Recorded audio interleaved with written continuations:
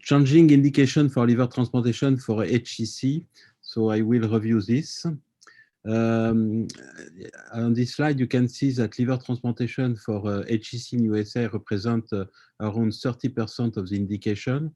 There is a decline in HCV-related HCC, and there is a stable aspect for the other etiology. You can see that also in France, HCC, carcinome hepatocellular, here represents 32% of the indication for liver transplantation, and this is increasing since 2013 from 26% to 32%. Also, the survival has increased in the European Liver Transplant Registry, as you can see here in the last years, with a 3-year survival at 82%. We live since more than 20 years with the Milan criteria for liver transplantation for HCC, and this criteria are very well known, and you can see that with this criteria, the 5-year recurrence rate was below 15%, and this is based on the number and size of nodule. But many centers have tried to improve and to expand this criteria. The most known are the UCSF criteria developed by Francis Yao, one lesion of 6.5 centimeters or 2 to 3 tumors below or equal to 4.5 centimeters with a sum equal to 8 centimeters or below. And with this criteria, the recurrence rate was again below 15%. So can we refine the criteria of selection for HCC? This is based mainly on size and number of nodules, which is clearly insufficient. Indeed, there is a 20 to 30% discordance between pre-transplant imaging and explant pathology. Also, there is the extension of criteria is quite empirical. Tumor biology is not really used. Pathology is excellent, but in fact, it's not available preoperatively. As a surrogate biological marker, we have the AFP, the tumor progression, the response to local regional treatment, and also genomics and molecular biology. Other criteria have been developed with Vincenzo Mazzaferro. As you can see, this is up to 7 criteria, and without microvascular invasions, HCC with 7 as a sum of size of the largest tumor and the number of tumor show good result in terms of survival without recurrence, as you can see from this slide here. This means that, for instance, one tumor of 6 centimeters, this represents 6 plus 1, 4 tumor maximum 3 centimeters, 4 plus 3. But if you are outside this criteria, survival is not as good.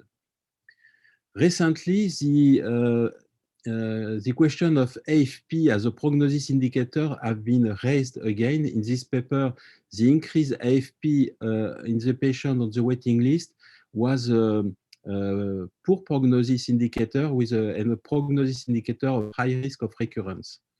And in a French study, in a French multicenter study, it has been shown that AFP has a prognosis value in terms of post-transplant recurrence. And based on this study, a French AFP score have been based, now used on the waiting list by the National Organ Sharing Agency. This is based again on the size of the nodule, the number of nodules, but also on AFP level.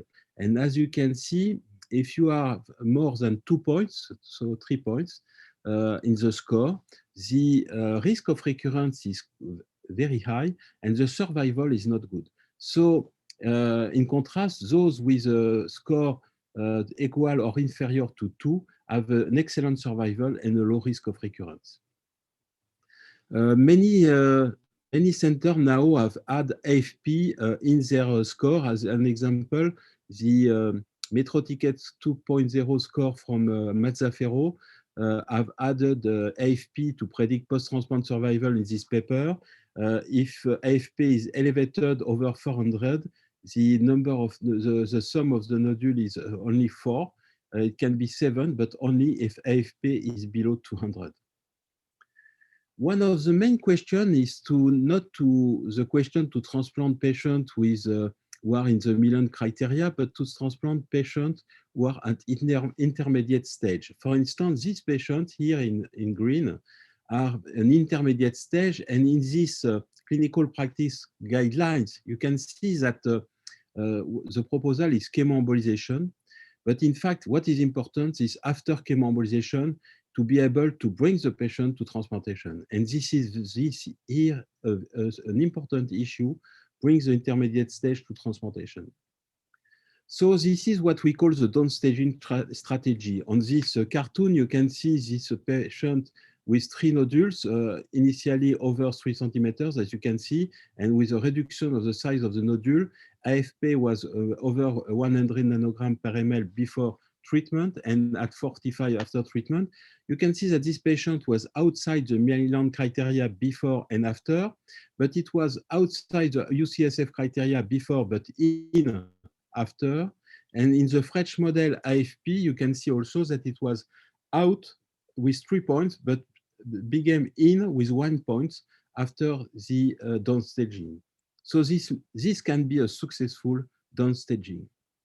So if we look at the liver transplantation for HCC, what is recommended, still the Milan criteria are the consensus. However, there is no consensus on expanded criteria, but there are some recommendations to go out and beyond the Milan criteria if you have a successful downstaging within the Milan criteria or within new criteria such as the French AFP model.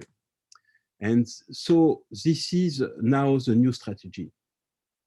Here you have a pooled series of 13 studies of downstaging of HCC, and you can see that in this all these studies, the downstaging was successfully obtained in 40% of the patients. In addition, in these patients, the recurrence rate was only 16%. Another strategy is to resect first and then to perform salvage liver transplantation in case of liver cancer recurrence. This is an example here done by the group of Professor Cherki. You can see that the intention to treat of patients below 65 years is 61%, 44% of those with intrahepatic recurrence. And in this series from our group, you can see that patients who underwent primary liver transplantation right away have an excellent survival, but those who have a salvage liver transplantation after resection and recurrence of liver cancer have also an excellent survival. The point is that the feasibility of salvage liver transplantation in case of recurrence was only 34%. So the question is can we perform pre-transplant neoadjuvant therapy? In fact, it is recommended, such as local regional therapy. This reduces the pre-transplant dropout rate and embolization, or more recently, systemic therapy. In fact, TAS is an excellent way to downstage patients or to maintain patients on the waiting list. But in this recent study from our group, we have shown that after 2 tests, unsuccessful tests, you have to change your strategy. And the strategy can probably be changed now with systemic therapy. For a long period, sorafenib was the only drug available, but more recently, lenvatinib, cabozantinib has been used more successfully, particularly lenvatinib. On this slide, you can see that in this randomized control study of TACE plus sorafenib before transplantation for HCC, there was no effect on progression-free survival, more side effect in the sorafenib group, no direct effect on sorafenib or liver transplantation itself, but there was no delayed wound healing, same blood requirement, but no effect of sorafenib. The question with lenvatinib, for instance, or with immunotherapy pre-transplant, this is a question. This is a small series of PD-1 inhibitor as a bridge to liver transplantation. The problem of PD-1 is that inhibitor is that the half-life is very long, 27 days, that there is a long effect on T cells and probably several months with an increased possible risk of rejection. In this series, you can see that the risk of rejection was not so high, but this has to be confirmed in more important series. So to conclude, Maryland criteria have clearly limitation. This is excessive for early and very early tumors, too restrictive for lesions moderately above criteria.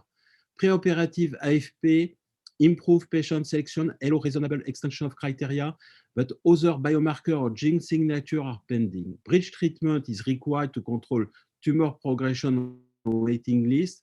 It downstage more advanced tumor, and there is clearly a new place for systemic therapy. So the current trend is to ablate, resect single small tumor, then salvage LT if recurrence, and to expand the criteria to patients with AFP below 100.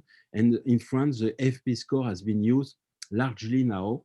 Thank you very much for your attention.